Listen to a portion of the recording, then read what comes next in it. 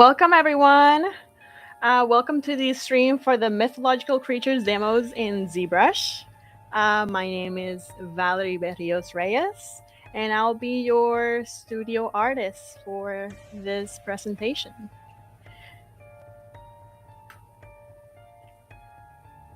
A little bit about me. I've been at Full Sail for 5 years, and for the past 3 years, have worked as a studio artist, helping students with their characters, with their environments and their props, giving them feedback, kind of making their project kind of pop out with their own experience, of course. I graduated back in 2017 from the game art degree as a character artist, and I've been here since then, helping out the community. These 3 projects are created in ZBrush by me, of course. They all have been mostly kind of testing the waters of certain ways to do things, certain ways of me kind of wanting to experiment. For example, the mouse on the top right is hand painted and also very low poly. The 2 pawns on the left side, also hand painted. I wanted to create something kind of stylish, something kind of, finessed or fine.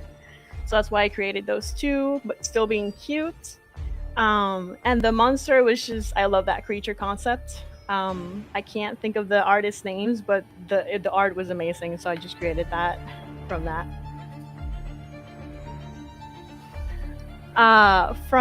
For this stream, I was thinking creating something cutesy yet super creepy, the Halloween vibe. So that's why I went to Google, like you should always do for references. And I found this concept by artist Miro Petrov. And it kind of depicted a very creepy looking vibe like I was looking for, and very pixie-ish too, but like the very evil pixie side, not the cutesy, too cutesy. So that's why I chose that one for the stream and to make with you guys. I hope you guys are following at home or wherever you are in campus, and we'll do this. And if you have any questions, just let me know.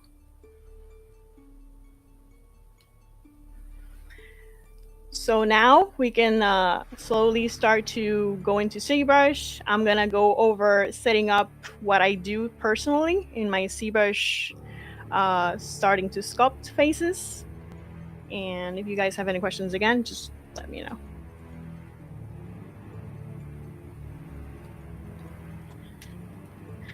So first things first, if you guys don't know about PureRef, it is a free software or if you want to donate, software that I personally love because I get the reference.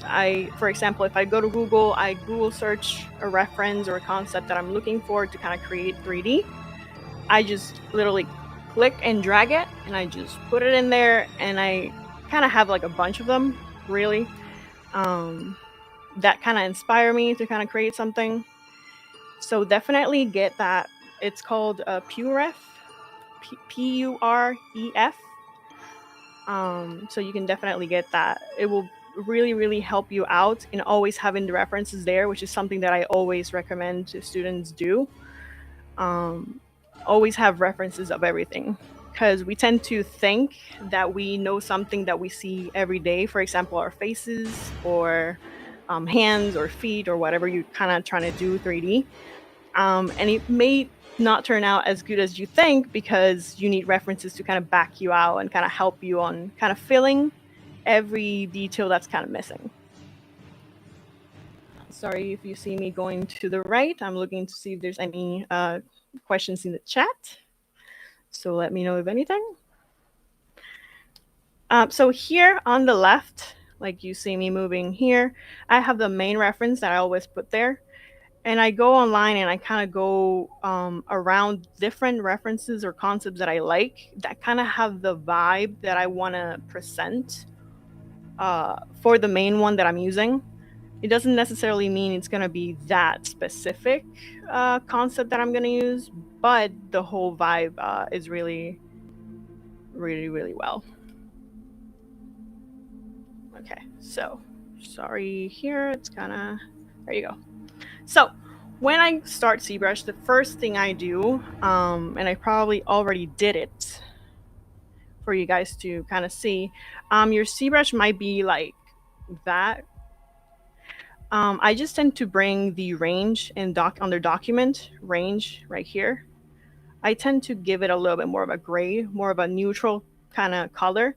I wouldn't recommend going any kind of bright color. That kind of tends to very, very easily tire your eye and you start losing details on your model. So I just do a gray for that. So when I start ZBrush, I literally just do that. I come here under the light box and I either bring a base mesh that I have personally. There's many ways to do that. You can do it modular, which is kind of connecting different shapes and kind of putting them together, creating the base primary forms of your model that you want. Or for this presentation, what I'm going to do is I'm just going to take a normal head that they have provided in ZBrush. You guys can definitely use those base meshes here. You know, they're there to kind of just start from it. Obviously, don't leave them as it is. You kind of want to have to build up on them. But you can definitely do that. So that's what I'm doing for this one. And I'm going to put the reference as much as I can. If the program helps me out on that. I think it might be a little bit glitchy, but it's okay. We see it. We see it. Let me check it really quick. Okay. We can just leave it like that for now. It's probably having its tantrum.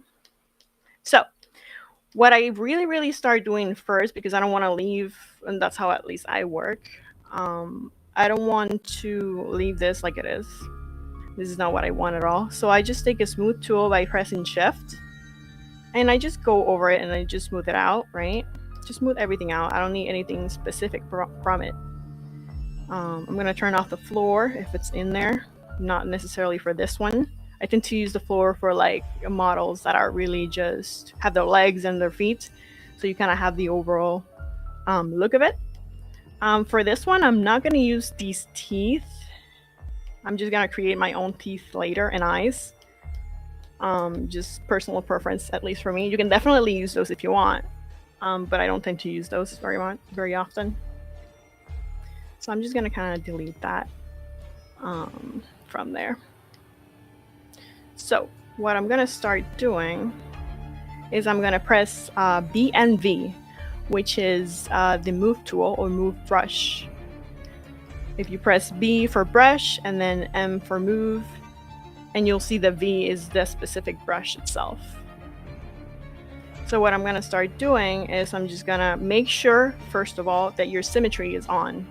So symmetry should be on. I would never ever recommend somebody starting with symmetry off, because that's going to be a problem down the line. You're going to have a lot of weirdness when you go to retopo. You're going to have to retopo one side and the other instead of just one side and kind of duplicating and things like that. So that's why I always make sure that this little skeleton here on the right top side is facing forward. So that means that your model is front and that you have symmetry on. If you guys don't know that where these skeleton is, you would go to preferences. I believe is thumbnail.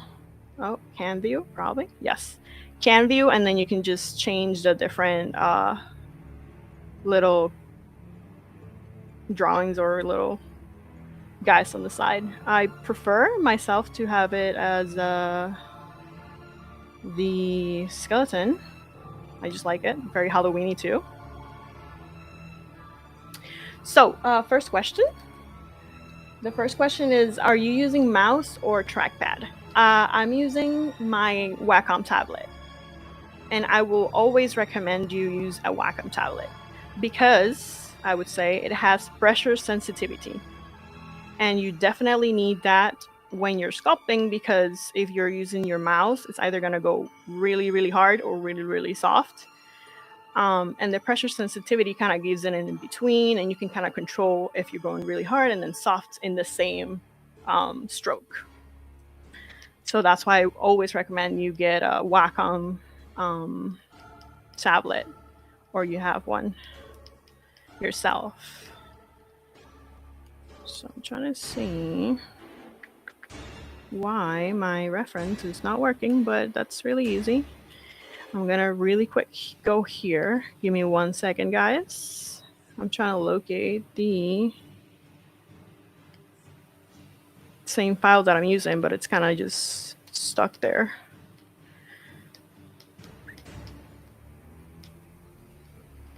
Okay, so let's do this. Let's continue with this. So the first things that I want to do is kind of get the primary forms of the model itself, right? I want to get the primary shapes of it. And what I start doing, and that's why I kind of picked this guy here, is because I want to have these kind of ears, and you might not see it in the reference because it's kind of cutting out. There you go. Woo. It's been a little crazy. Don't worry, technology always does that. We just gotta kind of go around it. There you go. Awesome. So you see how the cute little ears are like that? That's why I kind of picked this model itself, because I can just really easy do that. Before I also start doing this, make sure that you start with Dynamesh. And we can find that in geometry. And you'll see it right here in the middle, Dynamesh. And then you can just click that. So Dynamesh, what it does, it allows you to kind of just pull things from the model. You would Dynamesh, and it would kind of put more geometry where you pulled. So it won't be stretched out. It won't have weird polygons or anything. So that's why I always try to do primary and secondary forms in Dynamesh. The resolution, I keep it really low. The more resolution that you have, the more geometry you will have, obviously, and also the sharper the details will be. But because we're doing primary forms, we do not at all need that detail really fast. So what I'm going to start doing is I'm just going to start pulling things up, and I'm just going to get the head shape. It doesn't need to be, at this stage, you guys don't need to have any type of control, I would say. Just make sure that you're just getting the forms. Don't have to be too specific, you know. Just kind of go around and see how this is kind of going like that. And the face, I won't even look at the face. I like closing the mouth first of all, so maybe kind of just look like that. And the ears and eyes, they kind of just get softened up. And to Dynamesh, you would press Command, and you'll see that it will kind of go like that. And I'm gonna Shift F to show you how it changes. So for example, this is how Dynamesh works. I'm gonna press Command, and you'll see that the geometry changed. That's because Dynamesh is kind of just giving you more information to kind of put there. Hold everything that you kind of changed. So that's what I'm doing right now, and I want to get the body a little bit longer to kind of accentuate that neck, right? So I'm just going to create, and you can do many things. I'm using now the clay buildup, which is BCB in your keyboard, and I love this tool just because it just builds up on top of your sculpt really nicely. It has a very, very nice feel to it. It gives you also a very natural feel when you kind of sculpt your muscles, your muscle groups and everything. It kind of goes really well with that. And that's one of my favorite brushes. Like I would say that personally I only have like 4 brushes maybe to kind of like use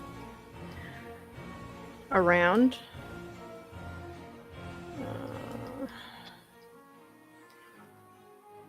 So there you go. And this is a really fast, like I said, and I'm just pushing everything up. Something that I will also do really quick, and I'm just going to move this. I'm going to hit Command, and I'm going to go here to this corner right here, and that would be the mask, right? And personally, my favorite one would be the lasso because I can control masks. Masks are really powerful to, for example, mask certain areas and kind of add detail around those areas without affecting the masked areas. So that's really good for adding detail overall. So I'm just gonna kind of go around and just push certain things that I kind of want to create a little bit more accentuated, like the back of the neck, of the head. I definitely would like to kind of see it a lot on this guy. I feel like he's very big head. So I'm just kind of gonna go around. So I changed that mask setting because when I go closing the mouth, what I tend to do is I mask one side, and then with the BMV, which is the move tool, I will literally just push this down and kind of do the reverse if I need to, and then just Dynamesh it, and that will close it. And you'll see that it will close really quick there. So that way I just have like a very base. It doesn't need to be anything specific yet. You don't want anything specific in your model really quick because it tends to kind of skew how everything goes or how you're comparing one thing to the other. So what I want to do right now is just mark up where everything goes, and that's what I tend to do myself. So what I'm using right now, it's BDS on your keyboard. It's a Damien standard, also really one of my favorites. And what this does is just, you see how it has a line and you kind of go over it. It has more contrast. This is where you definitely need more of your Wacom tablet sensitivity, because if you were to have a mouse, this would just be really like that, like really straightforward. But if I want to have like, if I have the Wacom, I can just be like really harsh and kind of just change the hardness of it and have that sensitivity for it. So what I'm gonna do now is I'm just gonna mark, and I tend to do that on my models. I mark what I want to have certain areas really pushed out, and I do this between the clay buildup or the Damien standard. You know, it's one or the other. It's non-specific. It's just mostly how I feel that it's kind of going, right? I also do use a lot the move tool because the move tool is really good for areas that you want to, like at least a big move tool. Areas that you kind of want to push because they look really flat. So for example, if I go to this direction and my forehead is looking kind of flat, or my mouth or my jaw is kind of looking flat, so I kind of just push that out so it doesn't make your model flat. So this guy might have a little bit of a bigger head, but like I said, I just want to push and put everything where it might go right now. And then we can just adjust those things later. Everything, what I love about ZBrush is everything is non-destructive. You can... Oh, not a question. Tyler wanted to make sure you were saving your work frequently in case of crash. Oh, definitely, Tyler. Tyler, yes, you're right. Always save, and I'm just about to do that. Thank you very much, Tyler. Because ZBrush does crash, like any other program, powerful program crashes. So I'm gonna do one, and I'm gonna do live or live. Let's do that one. And I'm gonna put it under that. Yes. And also I do quick saves just because. So I do quick saves and I do save as. Saving as will save as a ZTL, which is a Z tool, which is how you should be saving. If you want to save, there's another way to save, which is projects. And I personally don't tend to use that one a lot. They're a little bit bigger size file. Always give me problems for no reason. But it's used because, for example, if you have like a custom background, if you have lights, if you have a custom material on it, or that's why they kind of tend to save projects. But I just save Z tools. I've always saved Z tools, never had problems with them. Yes, I may have like 15 Z tools in a document, or maybe 20 or more, depending on the project. But I at least have those there. And yes, iterations. I get to a certain point and I just keep saving those. So yes, thank you, Tyler, for that. That's great. I did already save that, so I'm just gonna boop. Cool. So this is what I do, and I feel like this might be a little bit intense. And I'm really going with just, always make sure to have your jaw there. So what I always try to do, because you see how soft that jaw is, I take a Damien standard and I just kind of go over that a little bit. And I tend to do it very L-shaped, kind of going around, doesn't need to be too specific. We can move it later. We can soften it. Just always make sure that kind of is there. And if it changes too much from the front, then go to the front and kind of just change that angle. I'm just trying to make sure that everything is kind of just set there, if that makes sense. My brushes are acting a little bit weird today, so I apologize for that. Before they weren't showing, and now they are, so it's fine.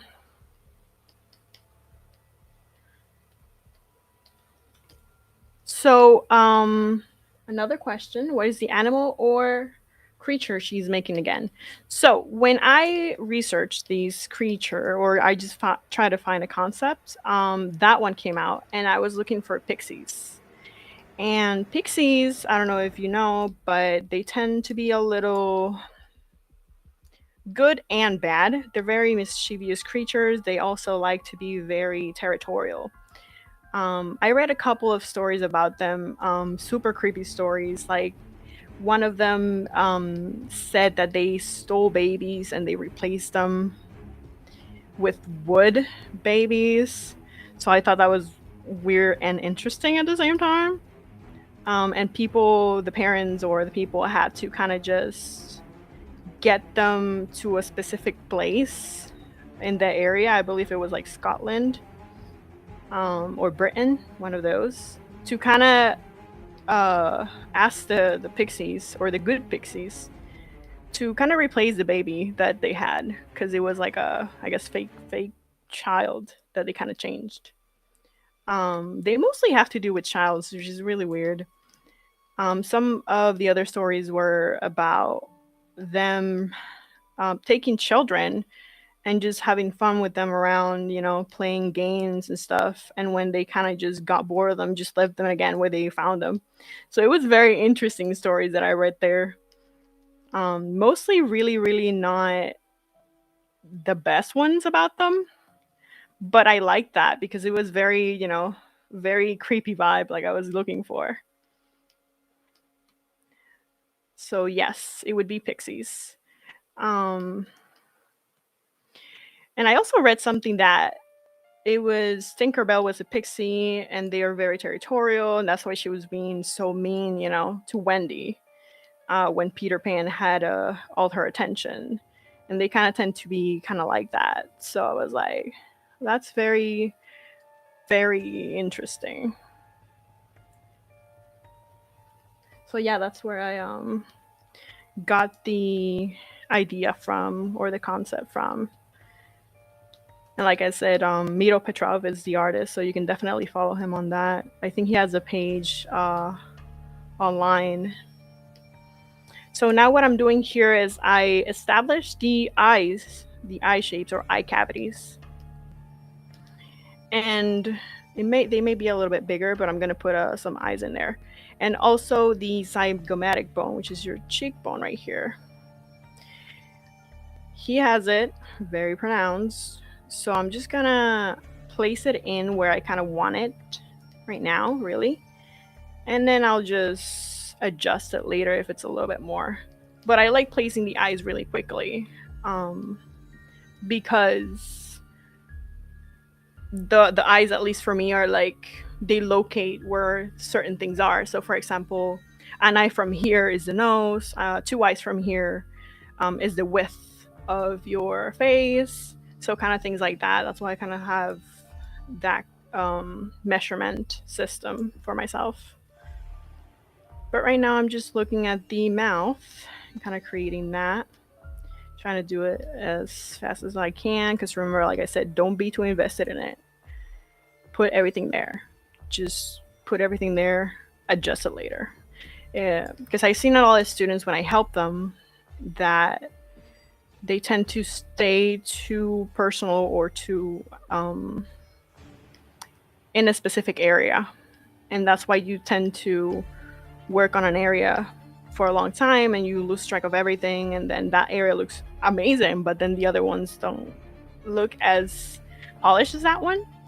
So that's why I tried to kind of just go around the model really quick, not being too invested in it. And maybe I don't like that shape of the head, so I kind of just adjust that. Maybe his neck goes a little longer, and I want to do that hunchback. So I'm just going to kind of start doing that slightly now. Maybe I want to adjust how this kind of goes so it don't look that flat. So things like that are things that I kind of want to, you know, adjust while I go. So we have another question. It says, what is your favorite thing about the program and tool to use? Wow, that's a very broad question, I would say. I don't know. My favorite thing is, I would say it's the ability you have to kind of just change things really quickly. I would say, because if I don't like that like this, I can just change it, and that was like what, like a second maybe. So I think that's my favorite thing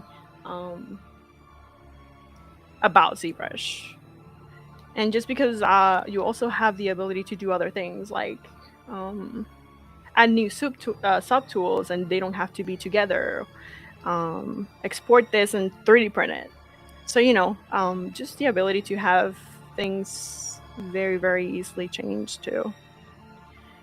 With the eye cavity, I just go in there and wiggle a little bit. I'm not specific about it. And with the eyes, what I tend to do is I go right here to subtool. Let's go add the eyeballs, and I go append. Append. There you go, and I just append a sphere. I hit W to kind of bring out this transpose tool. And I kind of bring it up down here and scale it down a little bit. I personally eyeball this. I eyeball it. But you can definitely measure, right, the eye from side to side, which should be at least 3 eyes. 3, and I tend to do half and half, so it would be 3 eyes from side to side, and then half here and half here of an eye for the width. That's what I tend to do. And I feel like this might be a little bit, and I'm just placing this because I want to adjust some things, right? Like I said, this guy has a lot of cheekbones, so I'm gonna go for this kind of angle and kind of adjust some of the areas that I kind of want to push. And I'm just gonna do it like that, like, oh, this is gonna go in for the temporal bone, and this is gonna kind of want to go in. And the cheekbone, like I said, exaggerate it and kind of following the eye. So make sure that that is following the eye if you're doing this at home, because it's kind of just following the eye itself. So from there, what I tend to do is after I put the eyeball itself, I check it from the side that it's not too in or too deep. So maybe kind of adjust it there.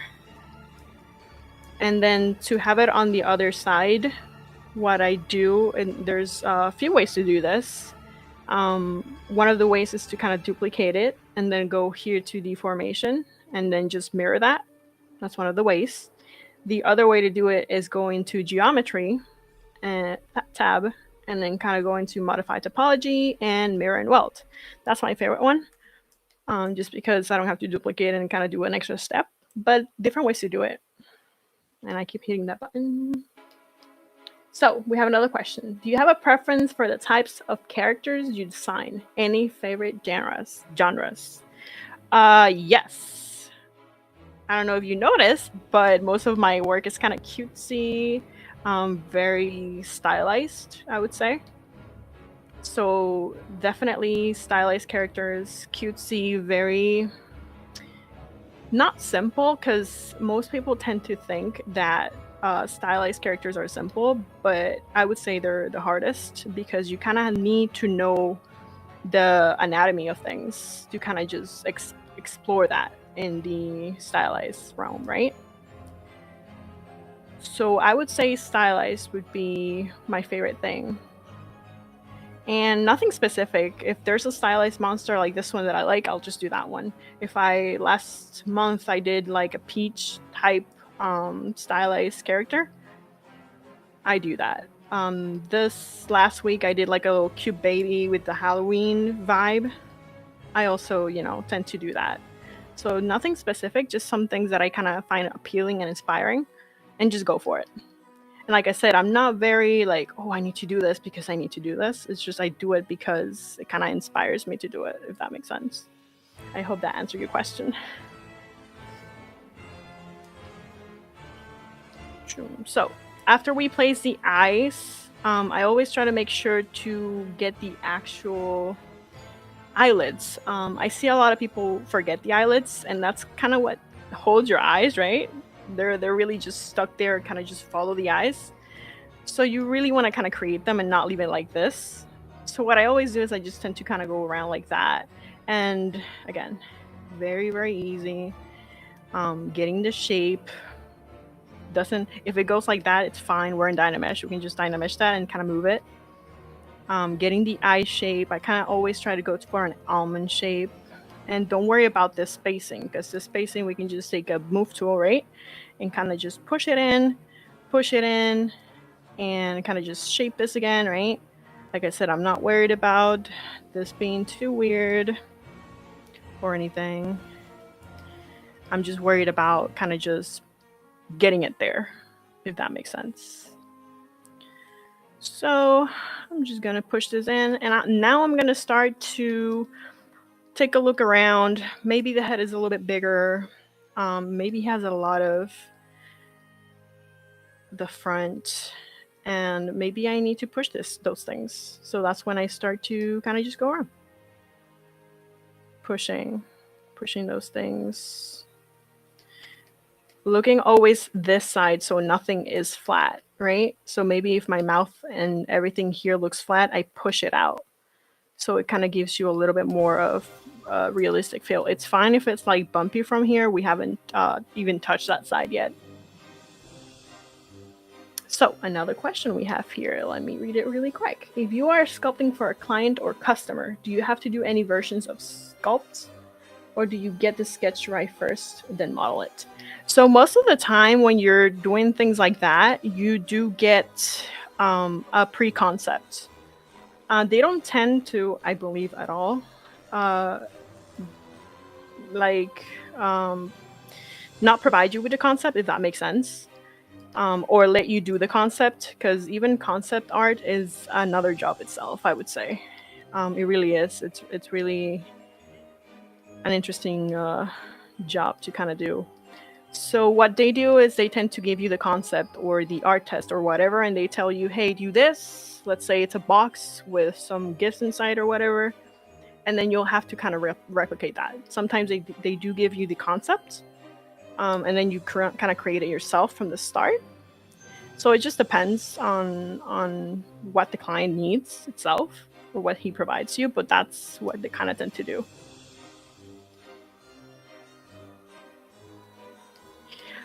Wow. So another question. Do you have a personal favorite character that you've created? I have a... So what I tend to do, if I explain that really quick, I start creating characters really easy, or not easy, but quickly. Because like I said, I find them and I'm like, oh, I want to try and do this, right? So I have a couple of them. I would say depending on the month or the week. Last week I did the baby, the pumpkin baby, and I can show you really quick here for you. And you see this little cutesy guy. Didn't take me too long, but it was a favorite for that. But overall, it's just not specific, if that makes sense. So I'm gonna start doing the lips, and what I'm gonna do for the bottom lip is I'm just gonna lineate that right where I want the bottom lip and kind of just get that contrast really quick. And I'm gonna take a clay buildup and a masking tool. I'm gonna mask the top because I don't want anything to kind of just morph there. It tends to happen with the mouth area, so I just mask it. And I'm just gonna start from the middle, kind of going around in the direction of the lips. I don't tend to do the side to side one. I tend to kind of just follow the shape of the lips. That kind of makes it a little bit more natural for me, at least. And I'm sorry, I'm gonna drink some water really quick while I read the question. So, next question. How long did it practicing at ZBrush for you to get so fast at the program? I would say that depends. That's a question that depends. For me, I used to at least practice every day. And that's not me lying. That's actually me like practicing every day. But the difference for that for me was that I didn't, for example, if I wanted to do something, I did that really quick and that's it. That was my practice of the day, even if it was finished or not. If it was 30 minutes and it was finished, great. If it was 40, an hour, or whatever it took, that was the practice of the day. So that's why I kind of got a little bit more faster in ZBrush because of that. Because I wasn't focused too much on finishing a piece or how much time it took me. I was just having fun with it. So I would say I don't think I have a specific number really. As long as you kind of practice every day, I think that works. I think that will help you out. And like I said, 30 minutes, do a quick sculpt, kind of just go around, get the primary forms of it. Don't need to get to tertiary forms of it. So just kind of just go around and try that. Maybe that answered your question. And I'm trying to get that very, very hunch look. So I'm going to have to push the,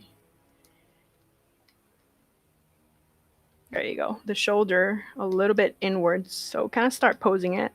We don't want to pose it all the way yet, right? Because for posing, you kind of have to tend to break symmetry a little bit.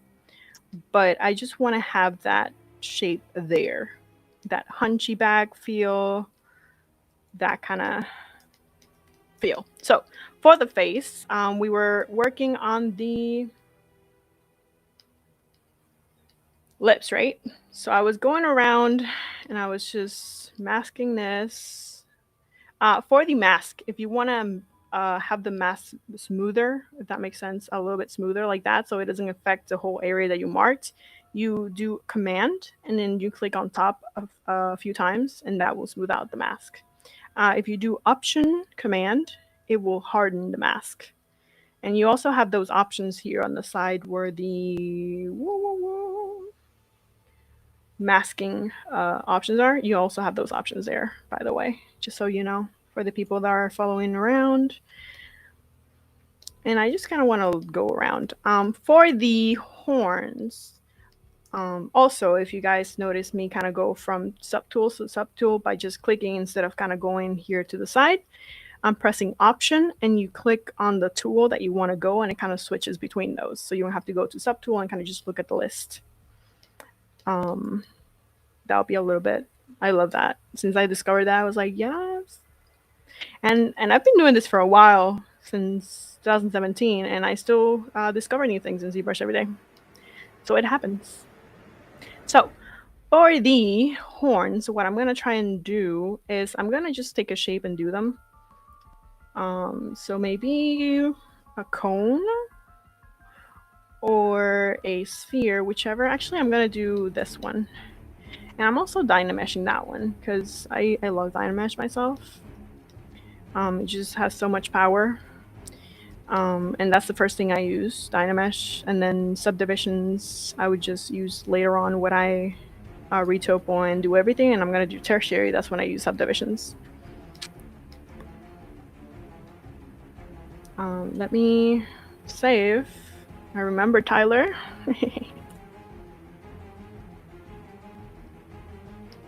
There you go. Boom. So for the horns, what I'm going to do is I'm just going to place them really quickly, like I said.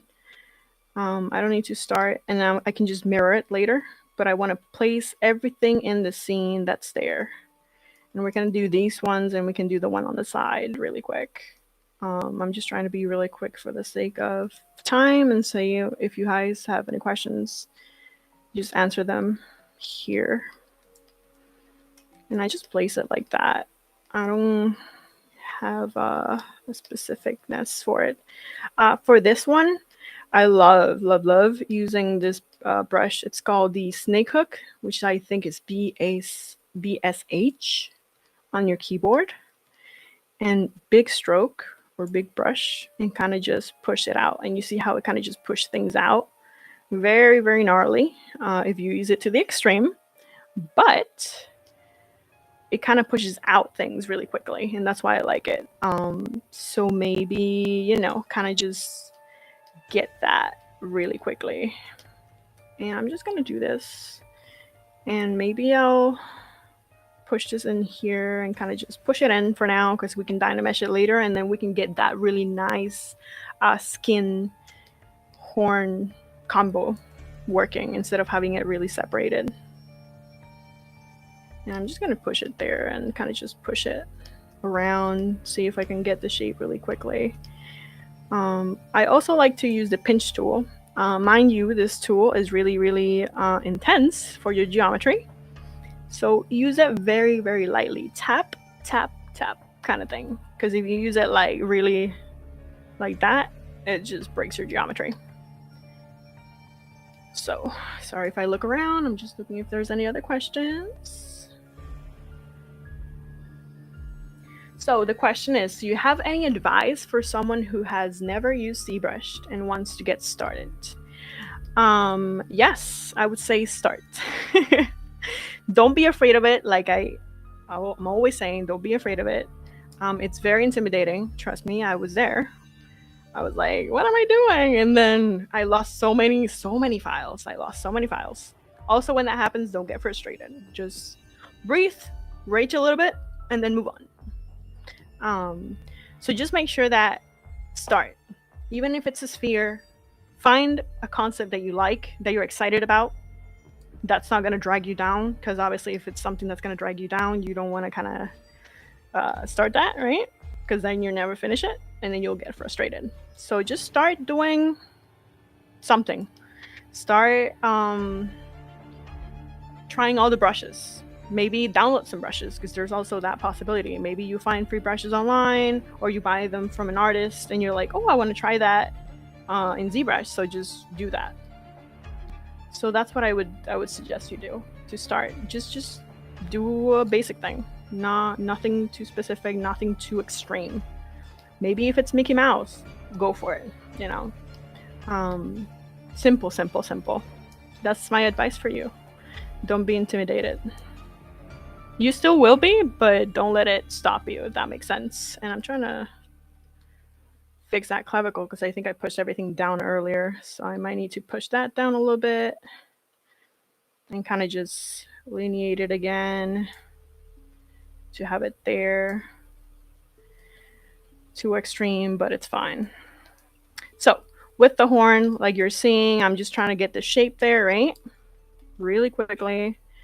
So one tip that you guys might run into, or one problem, is that if you try to do something on one side, it will kind of break on the other. To kind of avoid that, you want to, I'm going to push this to the side. You want to go to brush right here on the top left and kind of go to auto masking right here at the middle. Scroll this down and hit back face mask. What that will do is it will mask the back, right? And when you kind of draw on it or sculpt on it, it won't do it on that side. It will kind of build up upon itself. So that's really useful for that because I hate when it breaks. Also, that's per brush. So if you do it on one brush, you're gonna have to do it on the others because it's per brush. So I'm just doing that really quick. Maybe I want to start getting this pushed out. Oh, sorry. Sometimes I mess up the keys. There you go.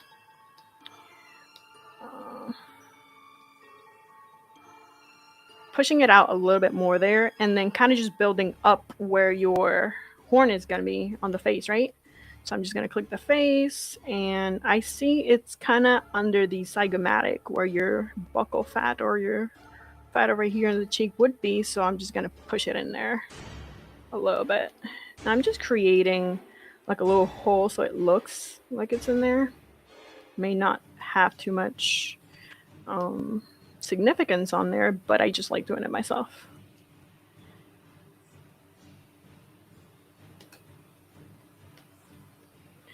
And then maybe it's a little bit too intense, or it needs to be pushed down a little bit,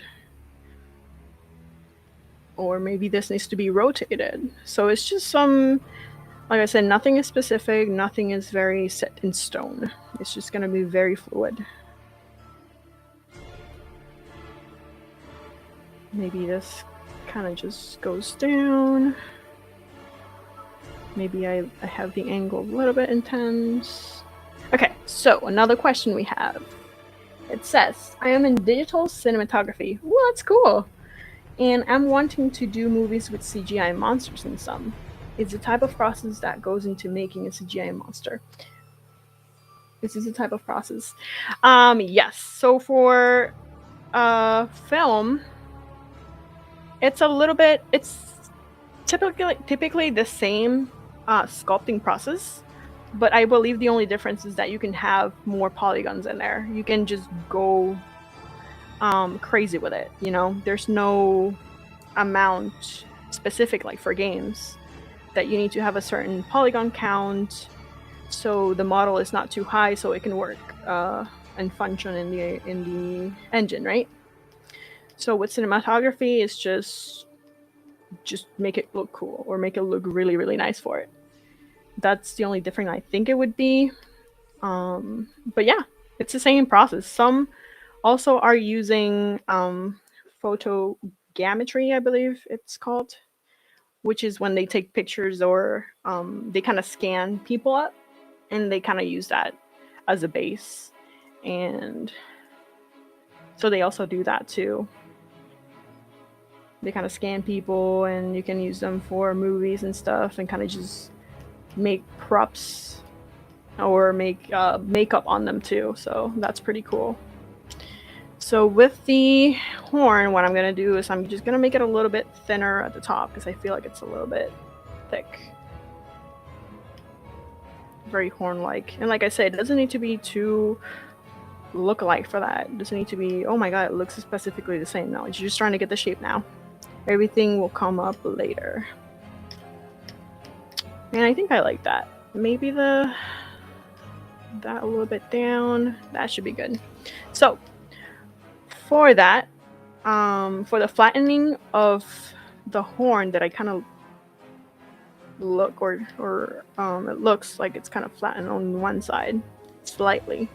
I'm going to take the flatten tool, and that's BFA on your keyboard, and that will bring out the flatten tool. Also, like the pinch tool, very, very graceful with it, because not very good if you kind of push it really, really, really extreme. So I just kind of tend to kind of just go around it a little bit. I hope that answered your question about the CGI stuff, but that's pretty cool. That's always been an interest of mine too. CGI monsters and stuff like that. It's pretty cool. So what I'm going to do is I'm going to do the same thing we did with the eyes, just to place everything in there, right? I'm going to go to Geometry, Modify Topology, and I'm going to mirror and weld. I want to see how that looks. Yes, okay, it's starting to look. Remember that it's not post yet, right? So it's not going to be super similar to this guy, but we can get it to the close that we can, right? To the closest that we can. So maybe that's a little bit more angle. Maybe there's actually more geometry here, which is another brush that I will show you, which is the inflate tool, BIN on your keyboard, and that will literally inflate stuff. So you can just inflate them however you want. So maybe if it's a little bit thicker here and then a little bit thinner, then I would just switch between inflate and pinch to kind of get that shape. I tend to do this horns, things like that, with the curve brush, which is a really good brush. But I just wanted to try and see if I can get this a little bit faster or different, if that makes sense. So from here, what I'm going to do is I'm going to start kind of creating the mouth and the teeth and the nose area, because I really, really want that to get a little bit more extreme. I feel like mine is a little bit flat and not too extreme on that pose. And it's okay for you to just take a break while you do this and just look at it and be like, I'm gonna change this, and that. So not everything has to be like, oh, I gotta do everything there. So just make sure to take a break and kind of just get that look at your model and see if you like it or not. Sometimes, to be honest, I don't like certain models that I do, and I'm just like, why? But I sit there and I'm like, why does it look weird? You know, why does it look like I don't like it? And sometimes it's that maybe my mind is not on the right track, which is it happens. I'm an artist, and it probably has happened to you guys too, that you feel like you really don't want to do art, and it happens to me. But the thing is, and I am gonna be sincere with you guys, I procrastinate sometimes, but the idea behind that, or the best thing to do that, when I at least do that, is I plan my procrastination. So let's say I have things to do and I'm like, okay, maybe a day I'm not gonna do anything because I'm gonna rest. Then I plan that, and then I get my things done because I actually plan my procrastination. If you don't plan it, then it just goes and goes on forever. So that's a tip right there, an artist tip, a struggling artist tip.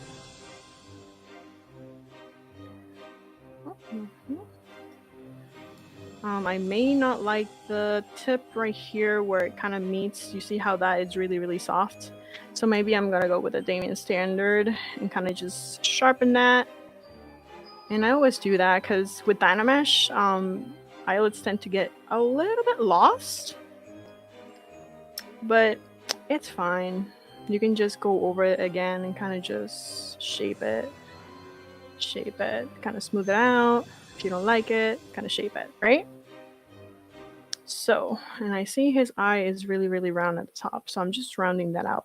And it may need that I need to move the eyes out slightly. So make sure that the symmetry is on. So for example, if the symmetry is not on when you move the eyes, they will move together. If you press symmetry, which is X, now they will move separate, and you can actually move them separated and kind of just, bring them out a little bit. It's okay if it kind of intersects. That means that your eyelid is not following the eyeball shape which means you need to kind of just push it and move it around so it kind of sticks to it, so it looks like it's there, right? So let's actually do the mouth area, right? I'm gonna start marking where the eye shape is from this view.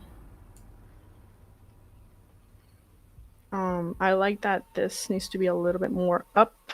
That's fine. I'm just gonna get that there really quick because he has a very, very wide head, I noticed. And that might need this a little bit more stretched out. He has the top of the head.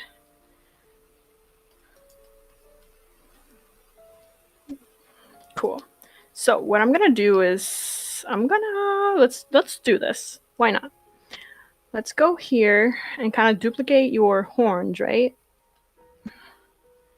And I'm gonna move them up, and let's see if those work for the horns above. I tend to sometimes do that, just work with what I have instead of kind of adding and starting from the beginning, if that makes sense. I don't want to do another set of horns, so I just use these and kind of just adjust these. And actually, that is actually working. So I'm just going to place that there. Whatever is inside, it's not needed. I'm just going to push it. It doesn't need to be specific. You can cut it if you want. But because you're going to dynamesh it, it's going to dynamesh to the body. So yeah, the angle's a little weird. I'm going to take a snake hook, and I'm just going to kind of push that in. And just shape it. It doesn't need to be, like I said, perfectly done. Maybe I get that there, and maybe I'm gonna bring them up a little bit to kind of just have them where I want them.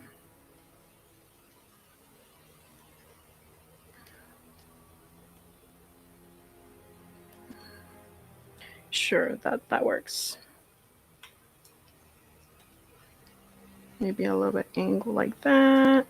I can just move them later, but I want to set the specificness of that. So what I'm going to do now is I'm just going to do the same thing that I did with this. I'm just going to make a hole here.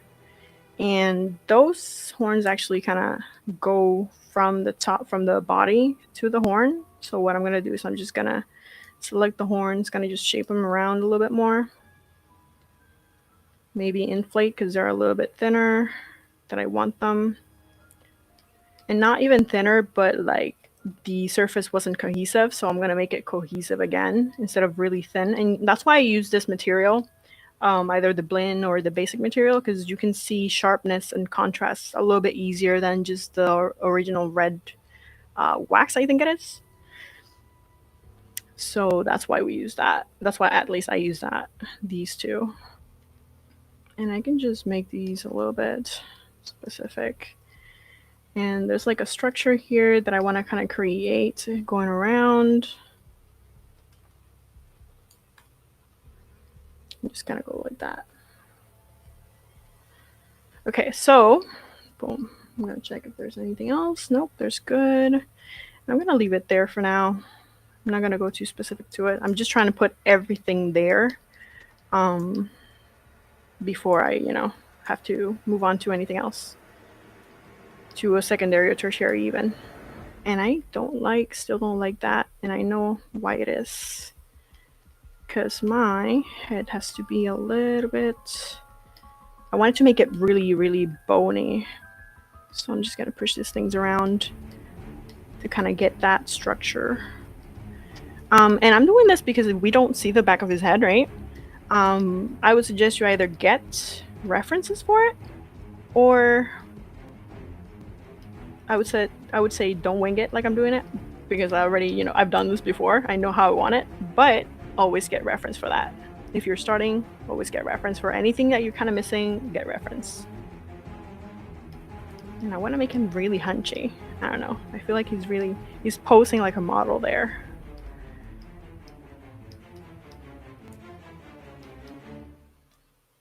Also, something that will definitely help you is getting your hotkeys. Knowing your hotkeys is really, really gonna make you go really fast on ZBrush for the past question on that. Because like I'm doing right now, I just go boom, boom, boom. And I know the hotkeys that I'm using, so that's why it's really, really important on that. And I'm going to cut this later, so I'm just going to push this down, and what I'm going to do is I'm going to mask it, kind of just soften it, command and click on your canvas. It will invert your mask, and I'm just going to push it down slightly and kind of just flatten it. Because I'm going to cut that later. I'm going to, I don't know what I'm going to do with that later yet, really. But I wanted to have a little bit more space because I feel like the clavicles were like up his, face. And I still feel like he has really long neck, so we might need to push that later. I want to create that sense of grandness and, and finesse, and that tends to happen when they have a longer neck. I'm gonna drink some water here. I don't know if you guys are starting to see it. I'm starting to see it slightly coming out. Still a few things that we need to adjust. And I might even kind of hide these. I'm going to hide these really quick because I really want to work on the mouth now. Whoop, there you go. So what I'm going to do for the mouth is, so you see how it kind of just goes in and kind of pushes out. So I want to kind of create that form. So what I'm going to do is I'm just going to take the Damien standard. Stop saving. No, cool. And I'm just going to push that really, really, really hard, but not too intense. So also, if you press spacebar, that I didn't mention this and I keep using it, sorry. Press spacebar, you'll get this menu here. And there you can just adjust your draw size, focal shift, which is what is being affected, intensity of the brush, and then you have these other options here like move, scale. You can just look at it if you want. Also the coloring and your subtool here. So that also is very useful. So I hit that there, and I'm just going to push that, like I said, and I'm going to push everything here. I'm going to give him a very, very deep set of eyes in there. This might be a little bit wide later, but for now, it's good. I'm going to push this brow here, and I tend to do this a lot. I mark the territory of everything, where everything goes, where everything I want it to be, right? Because this is what we're doing. We're translating that, right?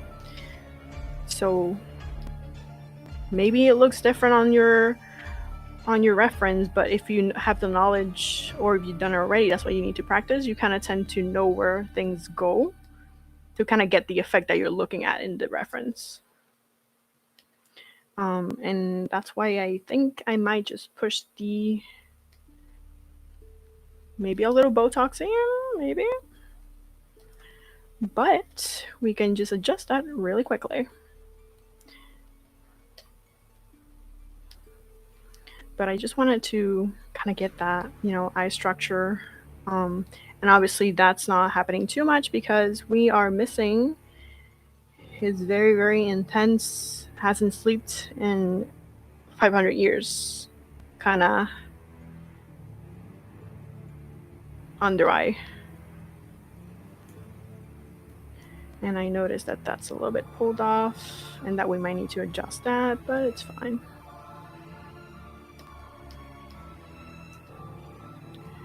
I still feel like the eyes are a little bit rounder, but you see that I just smoothed that out and that worked. Great. And now what I'm going to do is, because the eye is there, right? Your underbag right here is kind of just, the eye is pushing it out, right? So that's what we want to create now. We want to create that under eye pushing, right? But make sure that you're not affecting your eyelids, because then your eyelids would be outside and your under eye too, so it would be a little bit weird spacing there. So it's going to have to be a play between moving the eyelids and kind of just creating the whole shape. And what I do is I tend to just kind of get that. And I don't want to mix the eyelid with the zygomatic bone with a cheekbone. So I kind of want to have to play with that a little bit, so it blends really well, but not affects it, if that makes sense. And also make sure that, because this guy's a little bit symmetrical, you're focusing only on one side. So always make sure that you focus on one side, if on anything really, because then everything will, obviously because you have symmetry, will replicate to the other side. And when you get to your tertiary detail, then you kind of want to break that symmetry, because that will make it look like him. And that's also a tip for when you're doing likeness of somebody. What you want to do is make it first look human. You want to make him look human first, look like he has actually structures, right? And then you want to make him look like a human that has volume. And then at the end, that's when you want to kind of break symmetry and kind of push that out. And I'm going to go around and kind of just get this a little bit more bulky, like very, very bulky. He's very bulky overall. So if I want to get that, I'm going to have to just push everything with the move tool a few times. And I don't want to make him look evil, so make sure that that eye is really round and really soft. He's still evil, but not in the eyes. Maybe in the mouth.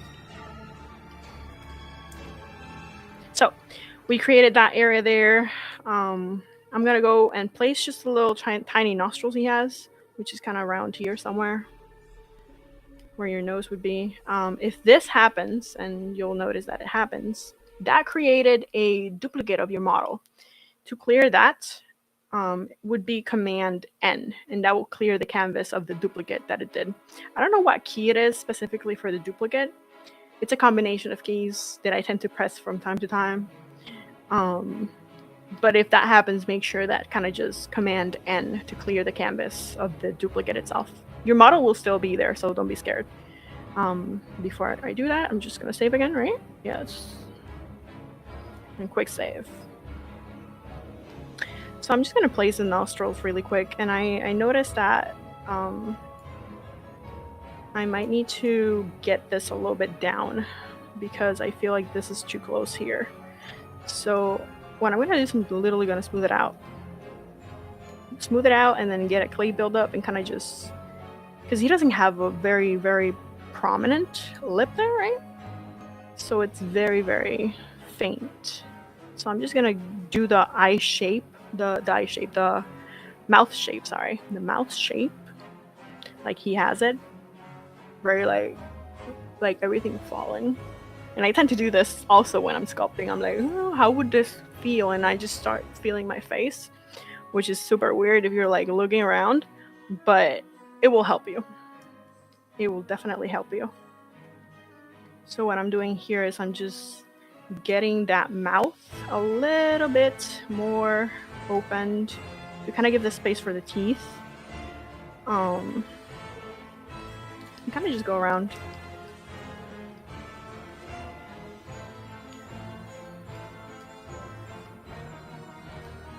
Maybe, yeah, he has a little bit of fat underneath, so it's not super, you know, thin. But even if you add a little bit of fat, you can want to have that angle really, really straight, or that's how I want it for it. Remember that this is an inspiration, so I'm just going around even here and looking at those. I already look at those, so I know which kind of side I want to go with it. And if your jaw tends to kind of just disappear like this one did, redraw it. It tends to happen, and I'm just trying to redraw that again and shape it so it kind of has those planes, because sometimes if it's too blendy here, you will lose the planes, and when you kind of render it, they look really weird. So we're kind of getting there. We're missing the teeth, right? Teeth and the ear stuff. So ear stuff, it has a little bit of hair. So I would like to, in the future, kind of just do hair cards for that. Really, really simple. Probably like a few planes, maybe like 4 planes, and kind of just add the texture to the cards itself. and that will give a little bit better shaping on that, I feel. So that's what I would do for that. I would just approach it with hair cards. I'm just taking the shape here and taking a snake hook, right? The one that I mentioned before, BSH. And I'm just gonna make that shape with it to kind of just fill that in because it looks cool. I like how it looks. I'm just gonna kind of shape it. It doesn't need to be too much because his head is not, his ear is not that detailed really. It's very, very like lined up, and we can just play with that really. Maybe the jaw's a little bit too straight. But you see how I just keep going around, and that it's gonna happen. You're not gonna be set on anything. You know, you're just gonna go around and kind of looking around and see if everything is working properly with each other. I may not like how much this is here, so I'm gonna pull it from the side so from the front it still keeps the shape. Maybe I want it to be a little bit bumpy here, and then kind of just straight down into the nose that he doesn't have, and then kind of just from the side go a little bit round. You can also try that. But yeah, if anybody has any more questions, let me know. I'm just gonna go around and finish that.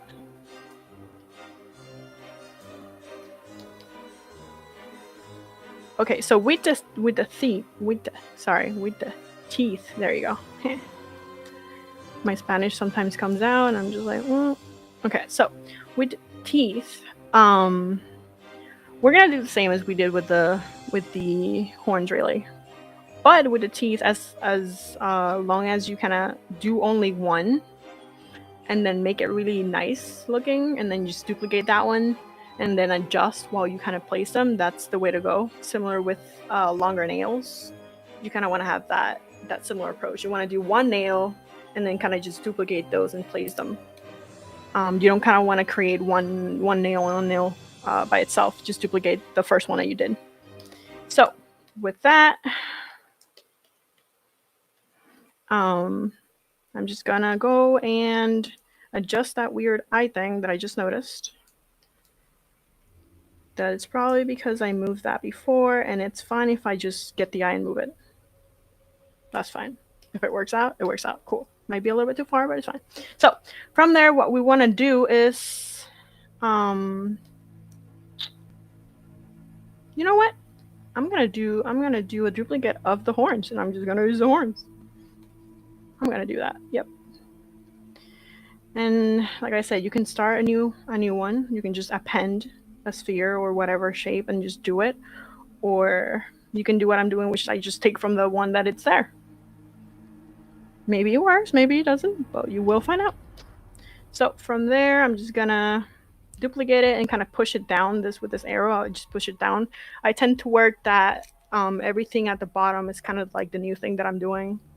So if it's in the middle between something, I'm like, no, I want it at the bottom, so that way I know that is the horns, that is the top horns, and then the teeth. Or you can just rename them, which is also a possibility. You can just go here and click on it and be like rename, and be like bust 1, and then kind of just rename it there. Very organized. So from there, I made sure that these is the teeth, right? And I'm just gonna move those around. And maybe I want one to be good, right? So I'm just gonna, first of all, let's say this really quick. What I want to do is turn off symmetry, right? Press X, and then just hit Shift Command. And what that will do, it will give you a selecting tool or selecting brush, right? And that selects things that you want, right? So with Shift Command clicked, you will get a green one, which is like it takes in. If you do Shift Command Option, it takes a red one, and what that does, it just takes away, so it hides it without selecting it. If you do the green one, it selects that piece. So what I want to do is go there and select that one because I just want to work on one really, not both at the same time. And because I have this delete hidden button here, I'm just going to delete hidden, which is the hidden subtool that I selected. And it just deletes that one. So now I only have this guy, and then I'm just going to place him in, cut him, do whatever I need to kind of just make him look like the teeth that I want, right? Which is mostly I'm just going to soften it and kind of just start placing it wherever I want it. I'm trying to see if I can get really... Okay, there you go. If it's too long, then we'll do a cut. We'll cut it. So we'll do Shift Command. Shift Command. We'll go to the left corner right here where I'm pointing, and we're going to select this knife lasso. It's the new one, which is pretty cool. So we can just try that. Shift Command, and we'll cut that out. Yep, cool, that works. We'll cut this out, kind of just smooth it out. Cool. So with that, what I'm going to do is I'm just going to start placing the teeth how I want them. So make sure that you kind of have the cavity for them. You don't want to put them on the lip, right? They're not coming out of the lip. So we're going to have to kind of just make the lip a little bit more round. So it kind of just, boom. Also, maybe I forgot to mention this. Stay tuned a little bit. In a few minutes, I believe, we're going to announce the art contest winners, which is pretty cool. I saw a bunch of that art. Very inspiring, very creepy. So just stay tuned for that because we're going to announce that later. So make sure to just boom, boom, boom, boom, boom, boom. And it doesn't need to be too perfect, like I said. Boop, and then just place them in there, right?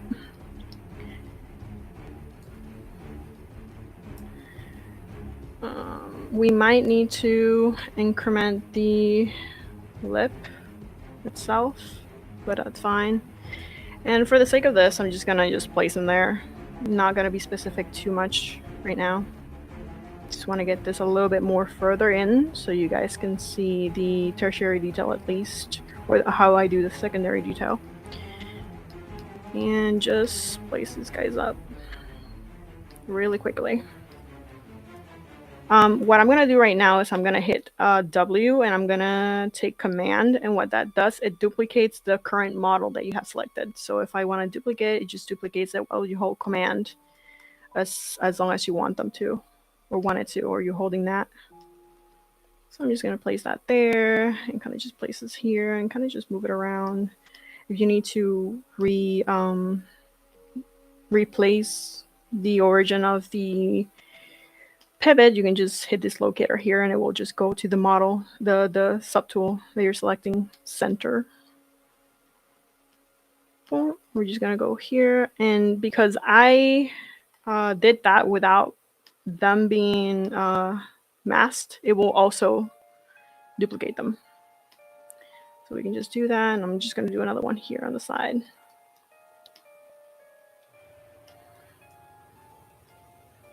And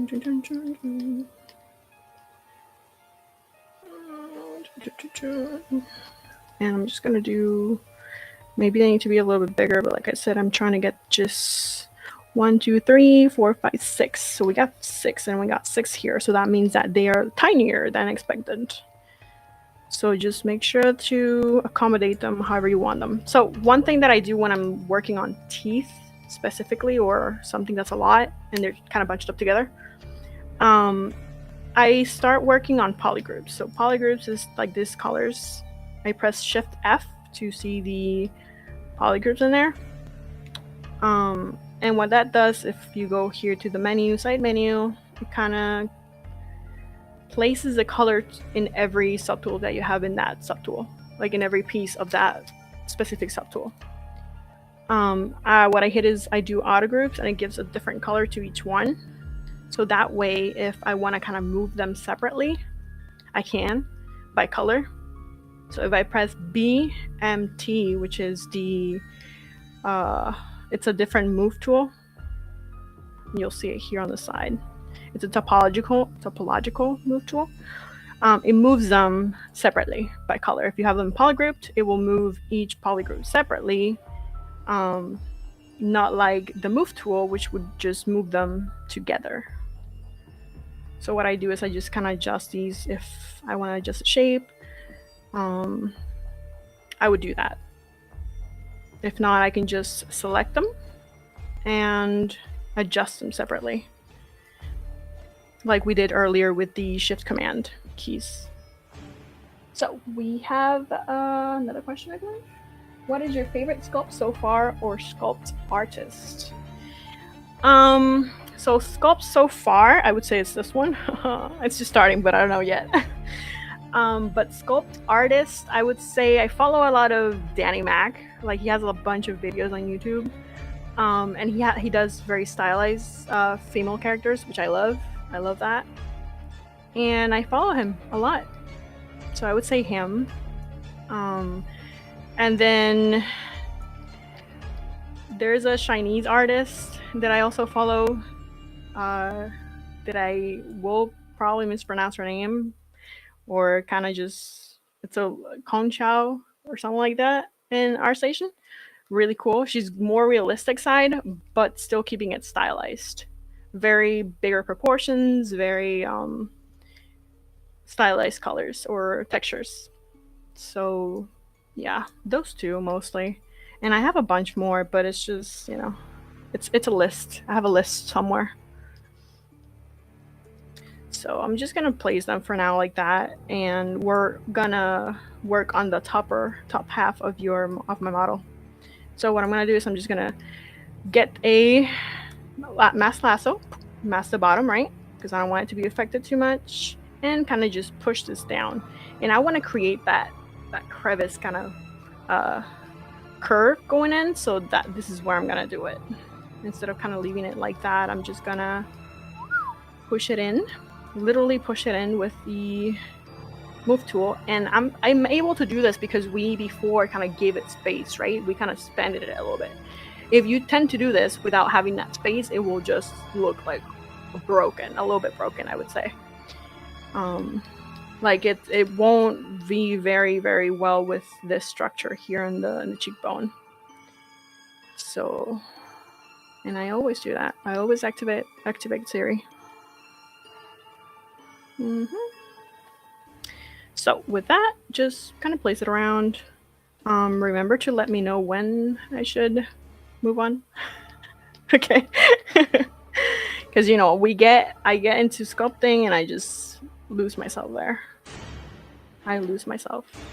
So now what I'm gonna start doing that I place those, you know, the teeth might need work. I really don't like how they're looking, but to move on from that, I'm just gonna start placing how the direction of the lines are going in the mouth.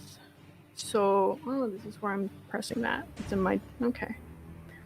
So I'm just gonna start doing that and kind of giving that a little bit more love because it feels like it needs it. It feels also like the horns might be a little bit front and forward, but I kind of want to have them in between that.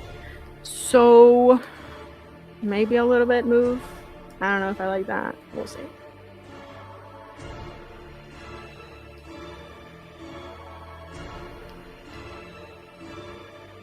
Maybe a little bit movement from this side, and then kind of just pushing the guys up front. I don't want that to create that, so maybe just bend them a little bit. It's fine to bend them. They don't need to necessarily be straight. Just make sure that they look real, that they don't look, I guess, fake, if that makes sense. I also don't like that there's this line kind of just breaking that there, so I'm just gonna kind of go around it and, like I said, following the contour of the model, not going like that, going around it, so it kind of fills in, so it kind of just feels a little bit more natural, or at least that's how I feel like it feels like. I just get better results when I do that, so yeah, I just tend to do that.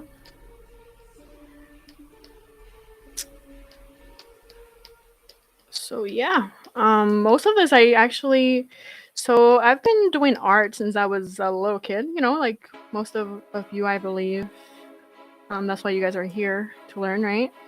And because you like art. And I started in fine arts, and then I took a class for sculpture, and I did myself. It was a terrible sculpture. It didn't look anything like me. But I knew that I liked sculpting, you know. And likenesses are really hard. So for the first thing to do for me in a sculpting class with my hands, because it wasn't even 3D, it was a sculpture of myself. I was like, it was a little bit sus. But it led me here to Full Sail to the game art department, or game art bachelor degree, and I loved it. It was great.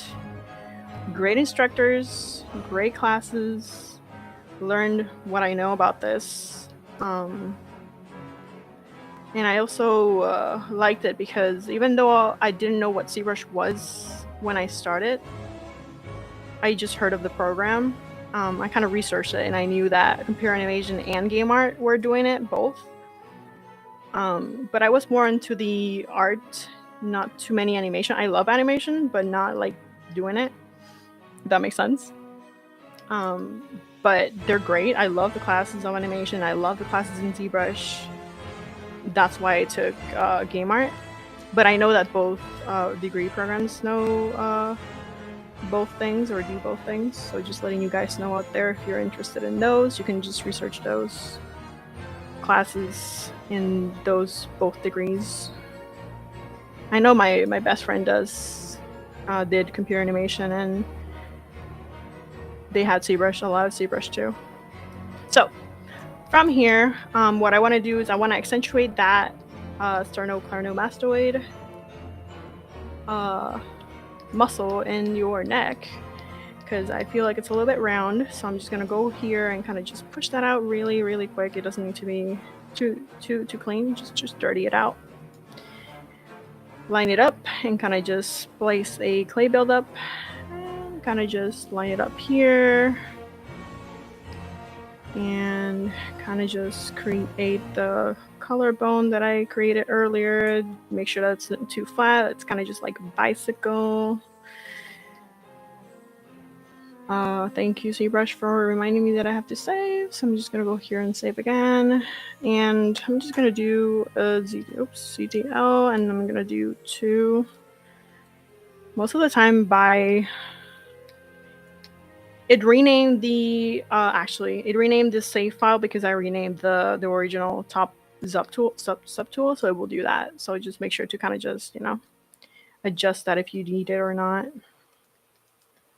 Maybe he's a little bit too. I'm still trying to get that hunch and that, you know, very posed view that he has. So that will happen. It will happen eventually. Let me get this. I don't got any more questions. Make sure to ask questions, guys. If you have any other questions, I'm here to help. For now. And forever. I don't know if I like that extreme trapezius. I'm testing this really to see if I like it or not, until I get that, you know, that feel, which I think I'm gonna go with a thinner neck, and I'm gonna do this very extreme move to see how it goes. And I like to do this because sometimes I just get too focused on a specific shape that I want to get, and it's not working for me, so I just move on from it. Maybe I like that one better. That has a very more, like I said, elongated shape, more even alieny, and I like that. I don't know why, but I like it. So I'm gonna keep it like that a little bit longer. See if I like that. Maybe from the back a little bit thinner. Okay, so with the face, we're gonna start doing the secondary, and I think that's where we're gonna have more time for. And with the secondary, what I tend to do is literally this right here, what you see here, that is secondary detail for me. I tend to divide very, very specific shapes. So for example, it could be primary to secondary or secondary to tertiary. So it's an in between those two that I kind of tend to do that because it's a little bit easier for me to, at least for my mind, to understand it instead of just focusing on primary and just focusing on secondary or just tertiary. I kind of blend those in because that will also make you or make your model look more blended, more soft and more natural instead of just very harsh lines if you just focus on one thing, if that makes sense. So I'm gonna stop talking for a while and I'm gonna start aiming some things here and there. Definitely don't forget about the eyelid shapes, right? We never want to forget about those. So I'm gonna make that structure really apparent there. And at this point, I want to go here to your Dynamesh and I'm gonna pump that up a little bit more because the resolution is a little bit too low. Maybe I want more resolution for it because you see how this is kind of breaking. I want that to be hold and look a little bit more smooth out, right?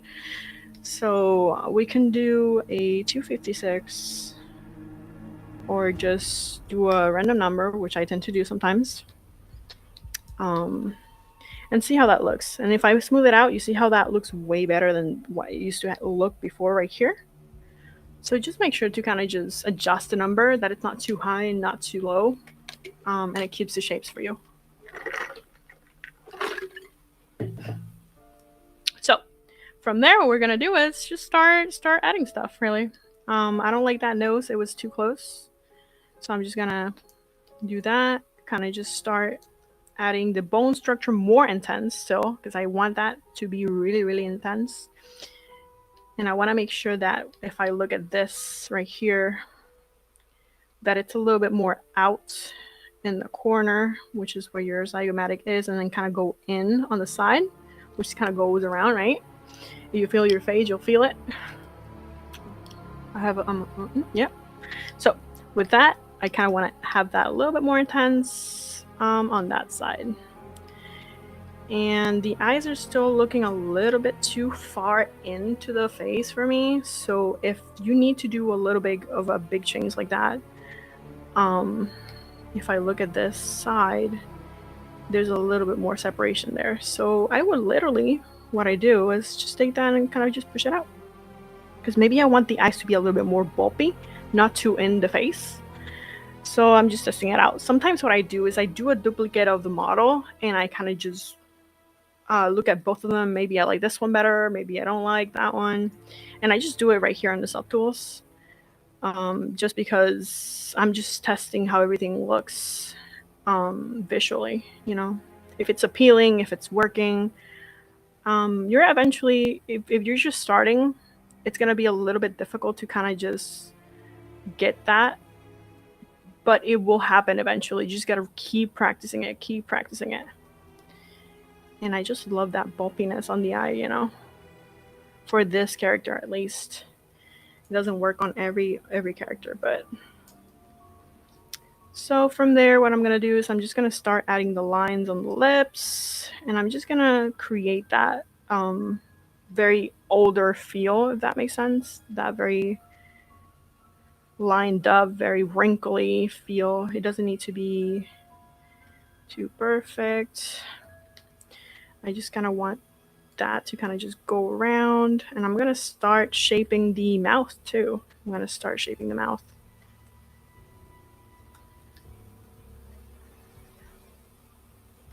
And I want it to be very pouty, very, very pouty. So I'm gonna do that and kind of just make this follow through because it kind of just looks weird.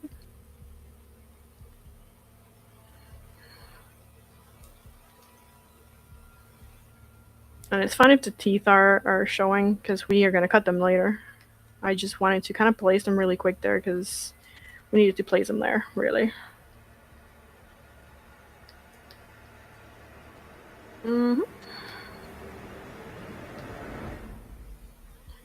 Maybe out there. And then maybe the teeth go a little bit up so that mouth is not so...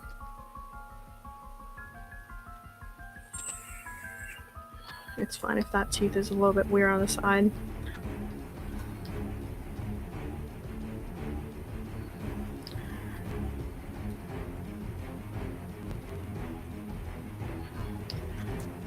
I hope if anyone's following that it's going well.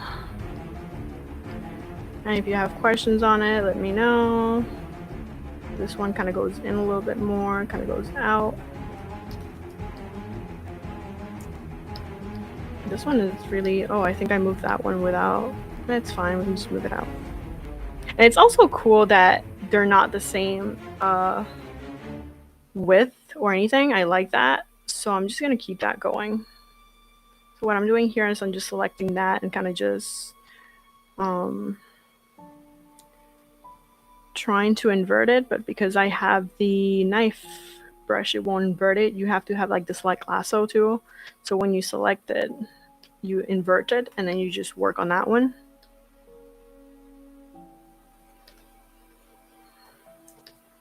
And then just bring them in here all together.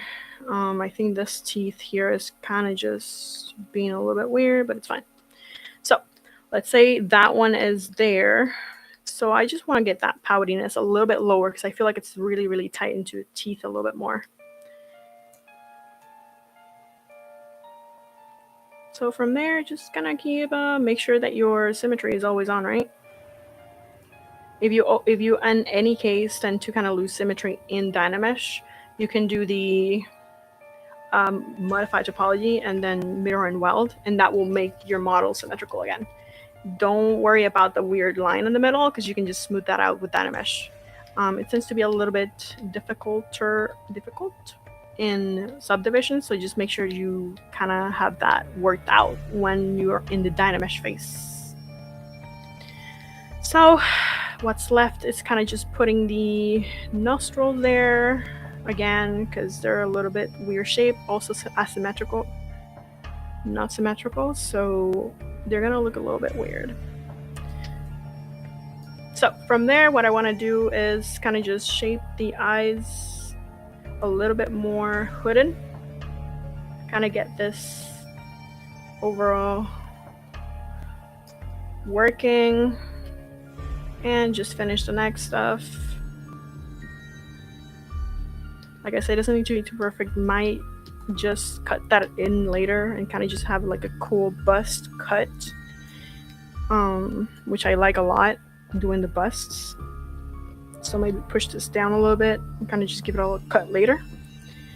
But you kind of want to have space there also because you don't want just the head to be really just cut out here because that will take a little bit of a peel of how everything looks compared to everything else. I might take the Form Soft, which is another brush that I didn't mention before, but that is really nice. It's really soft. It's similar to Damien Standard. But you see how it builds really quickly there.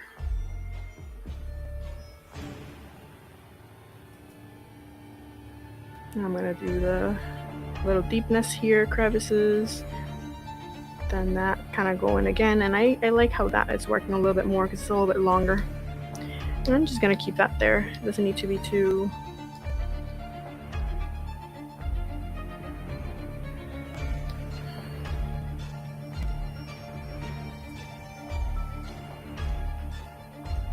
I'm gonna point out his shoulders a little bit more. Okay, cool. So we got those, we got these. The little hairs on the side, I would also do them with hair guards if I was doing this a little bit more for games. If it was just sculpted, I would just literally do like little tiny hairs and kind of put them there, which we can do also. It would be similar like we did with the horns. I would just do one and kind of just duplicate them around. Also, that would be done with the ear stuff too. With the ear, we can just kind of quickly give him a deeper ear so it doesn't have to be that shallow. But again, for this, I would just look for a specific ear that I want to kind of follow so it doesn't look so basic. So maybe like a very elf ear or something. I would just look for that extra reference. Always make sure to have reference.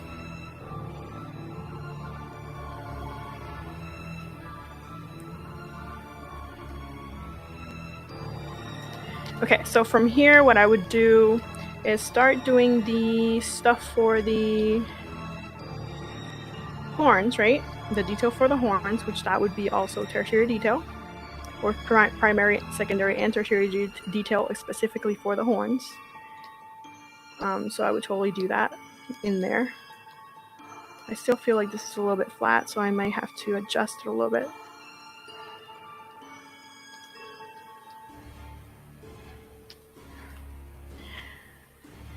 So with the face, you see how faint the nostrils are. So I'm gonna try and do a little bit more of work on that. So I'm just gonna deepen them out.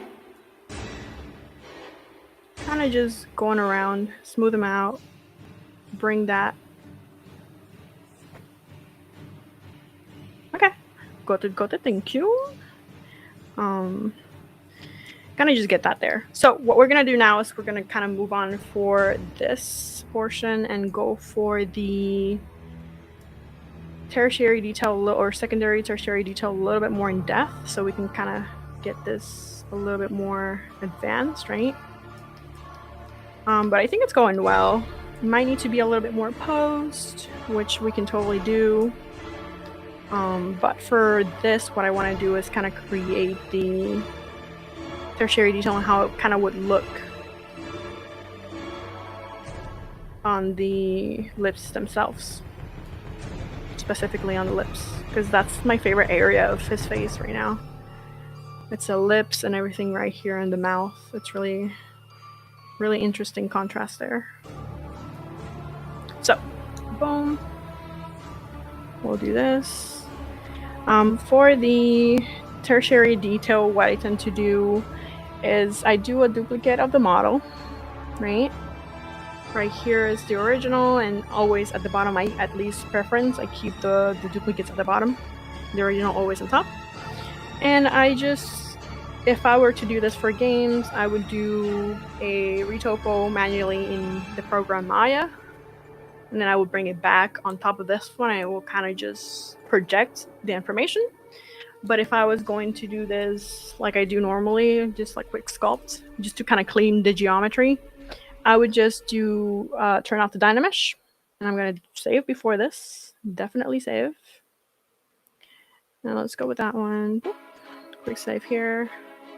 My dust I'll drink. So from there, what I want to do is kind of just go down to geometry, series mesher, and I would just series mesh that. What that does, it kind of cleans the geometry, and you'll see it, and I'll show you. We'll compare the Dynamesh one and the series mesh one.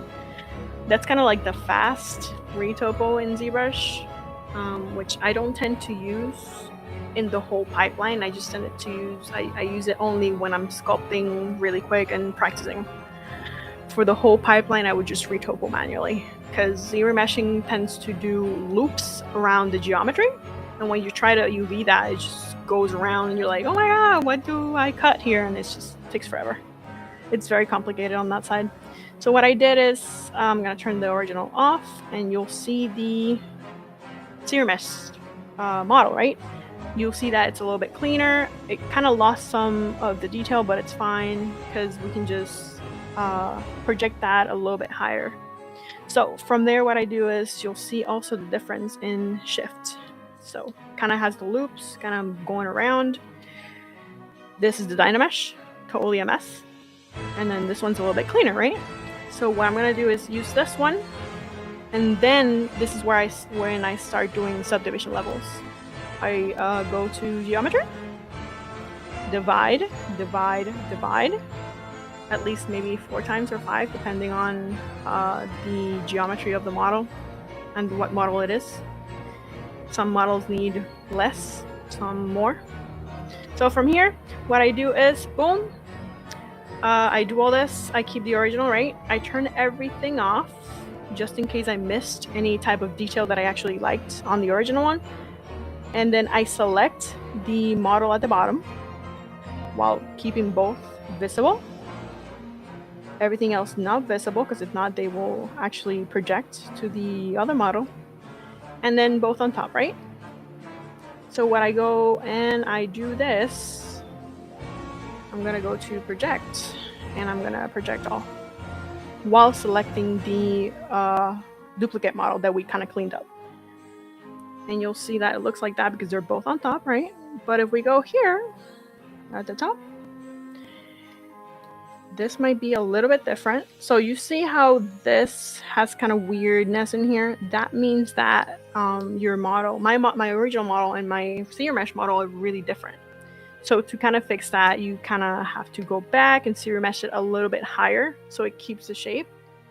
Or we can adjust some settings here, or I can sometimes, what I tend to do is I just soften that up and use it to my advantage. So maybe it actually works for me there, and the only thing I need to do is soften this, and that's fine. Kind of just soften that, and that's fine. So yeah, that's the only thing I had to do, just soften that a little bit, and yeah, that's it. So it's your choice if you want to go back and fix it, or I just work with it. I don't tend to kind of go back at all. Maybe for testing, but not for like fixing things like that. I can just fix them really quick there. So after that, what I do is, now this is your subdivided model that you can add tertiary detail to, right? So if we go here and we do a Damien standard, kind of make it a little bit higher, maybe like 6 or 5, depending on how my computer is gonna handle it. Yeah, that's good. Now you'll see that you have very fine detail to kind of do. That's what I do for that. So doing this really quick, what we want to do is I want to soften everything slightly, turn off the original model because we don't need that anymore. I just keep it there for as a duplicate, you know, just in case anything goes wrong with this one. And then I just kind of start adding some details. You can use layers on this, you can do morph target, you can do, you know, things like that. That kind of keep the original model base saved, and then whatever you add on top would be also saved on a separate layer. So you can do that too. For the sake of this one, I'm just gonna kind of just go around and just start adding stuff really. If I need to, by any chance, adjust my secondary detail, then I would do Shift D, kind of goes down on subdivisions, and then D goes up. So in between those two, I can adjust my shapes a little bit better. So if I need tertiary detail, this is the 6th subdivision, and if I have to fix the secondary detail, then I can just do it on this subdivision or whatever you need for that. So now I'm just gonna turn everything else on and kind of just start doing a little bit of the tertiary for what time we have.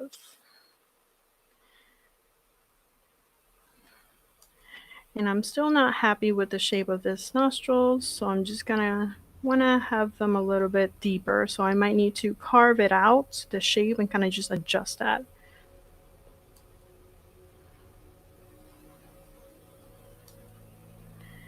Kind of just, because they're a little bit surface level, so that might need to be a little bit play with how they look from the side to how they look from the front. So they're not just flat there, right? So you want to have them really, really round, but still flat.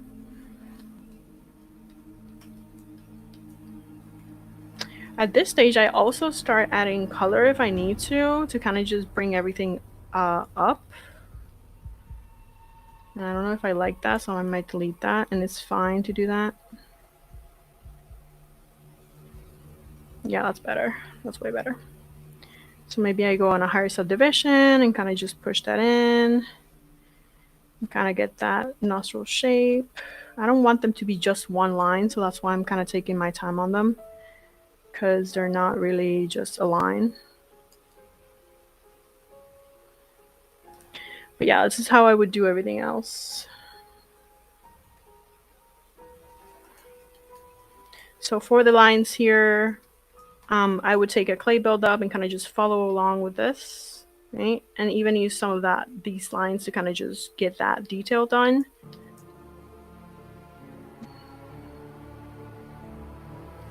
And I would follow around that to kind of make it rounder, because even I see this highlight here, that means it's very round. So I kind of want to replicate that too, without making him obviously look super, super bulky if I don't want to.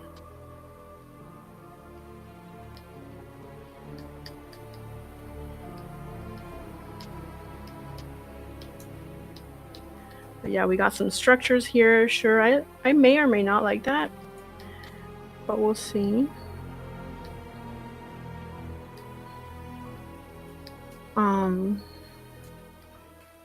And then we'll just take a Damien stander, and I just tend to break out symmetry actually here, but I'm not going to do it really quick now. I'm just going to add some edges that kind of look like they could work symmetrically, and if they don't later, I can just break it out and just delete one side.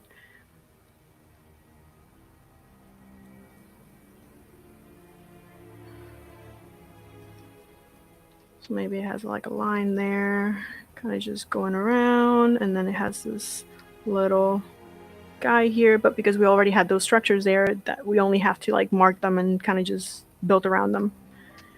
And this structure here kind of tends to be a little bit more, and I'm just kind of following what I have in my mind of the bone structure of the face, of the cranium, to kind of just get those lines a little bit there. Before all this, and I should have done that before all this, I wanted to actually get these horns together, but because I already ZBrushed and I don't want to go back to Dynamesh, we can just kind of make them look like they are together a little bit more. But that can actually be done by just adding this line right here, and maybe, you know, maybe you want them together, maybe you don't. But if you wanted them together with the body, make sure that you do this in the Dynamesh. Don't be like me and skip that. And if anything, just go back to Dynamesh and then just ZBrush again. There's no loss in that. I mean, if you retopo manually, maybe a few hours, but then you can just fix it really quickly. I would like to BPI, which is the pinch, kind of make that a little bit more, you know, pinchy.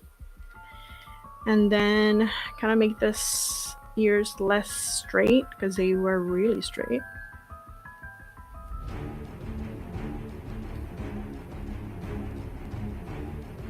Make him a little bit more relaxed.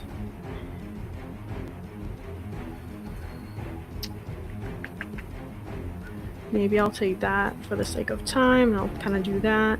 But this is how I would kind of approach a model like that. And I tend to have a lot of iterations of it. So if I kind of do this and I don't like how it's going, like I said, I do a duplicate and I can just change it really quick. And that way my mind is not just set in one sculpt for 3 hours or whatever time I tend to do this. I don't tend to time myself. I just have fun with it and create a lot of them. But yeah, this is where I would kind of just break symmetry and kind of just go a little bit up and down subdivisions and kind of just get this level of detail slightly more. And then if we kind of need to actually create this eyelid more, I would go back to symmetry and kind of just place that there.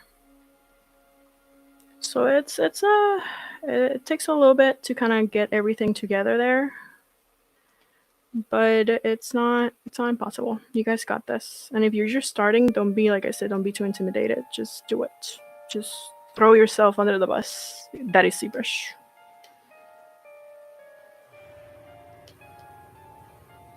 And I get one of those lines, and maybe I kind of just break symmetry and kind of soften all this, or maybe kind of just use a like that, soften it, Mind you that when I'm doing this, I definitely take breaks, so make sure that you're taking breaks, you know? Go watch TikTok a little bit, or, you know, a video on YouTube, and then come back to it, and you'll see that you have a few weird places. So definitely don't do, if you're not quick sculpting, don't do an actual big project on one setting, because you won't see a lot of things. BCB. BCB. If you want to give me, there you go. And I want to go down slightly and kind of just touch up on this side, because it's kind of like not loved enough there. And he has like a interesting structure here, so I'm gonna create that too. But yeah, that's how everything would go on this. We got what, 5 minutes left, I believe. Okay, so we're gonna start announcing the winners really quick. Let me just finish this, get him that little nicely done interesting thing. Maybe I'll push this in slightly to kind of give it a little bit of a better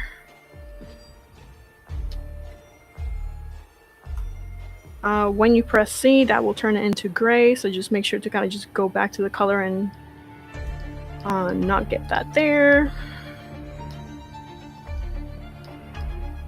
Maybe a little bit there.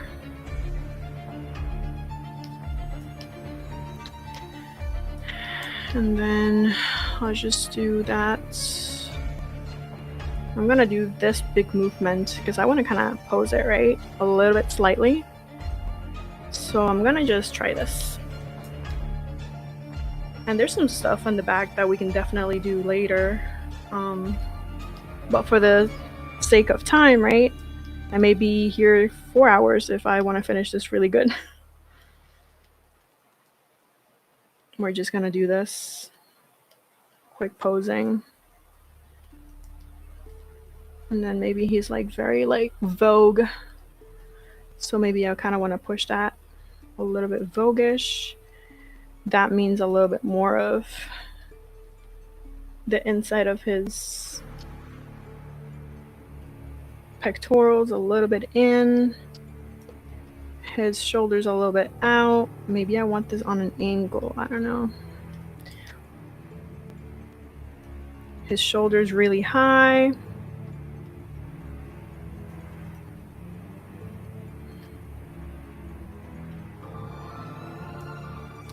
And then we'll take a look from here. And like I said, I would definitely cut this to kind of get a more professional look out of it. But make sure that you do that before Dynamesh. I mean, in Dynamesh, not in your subdivision levels, because it's really difficult to cut subdivision levels.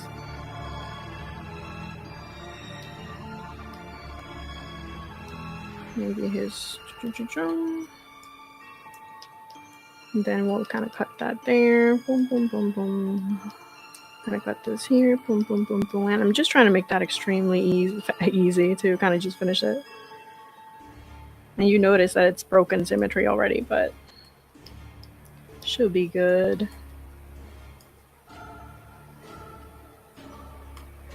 And I might need to kind of just push that up a little bit.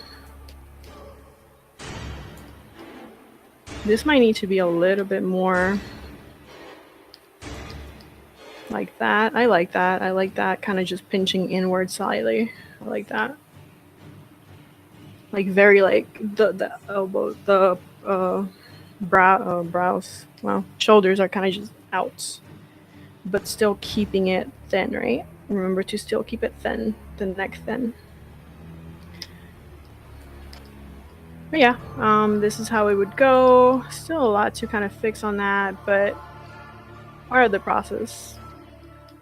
I hope that this stream has helped you guys, and if you have any questions, definitely, I don't know if my email is around there somewhere, but you can definitely shoot me an email and I'll help you out if you need help on anything.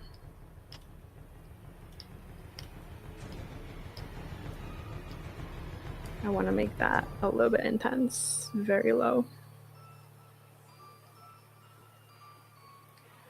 We will be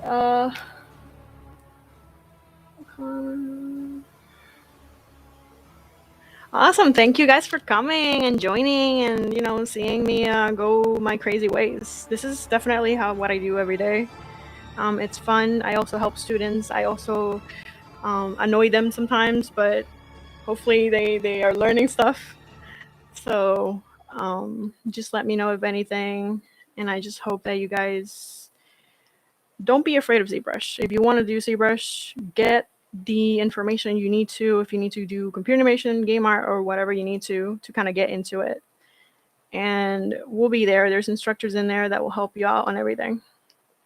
So just make sure to kind of just start, you know, take that first step on whatever you need to do. I don't like that clavicle, but that's great.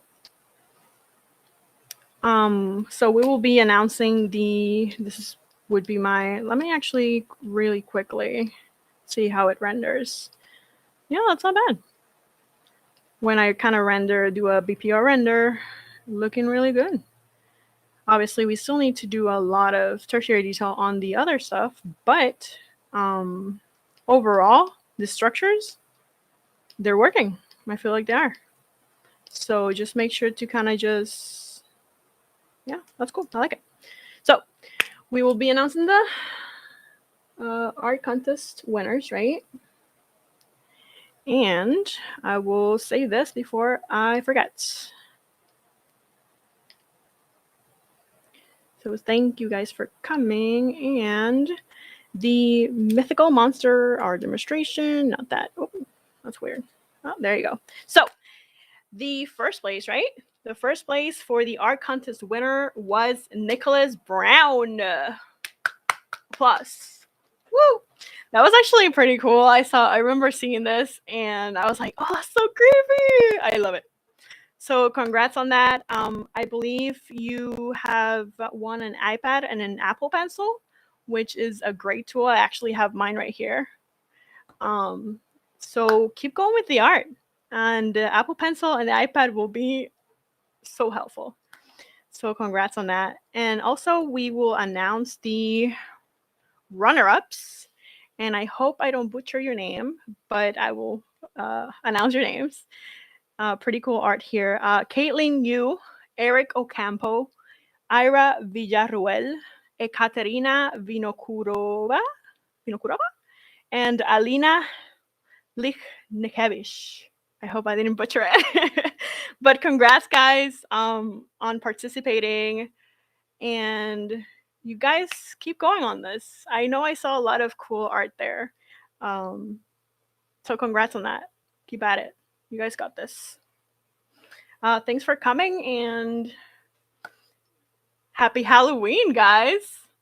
It's coming. Oh, wait. I have a cute hat here. It's just too hot in here to wear it, but happy Halloween, guys. So congrats and see ya. Thank you. Thank you for coming.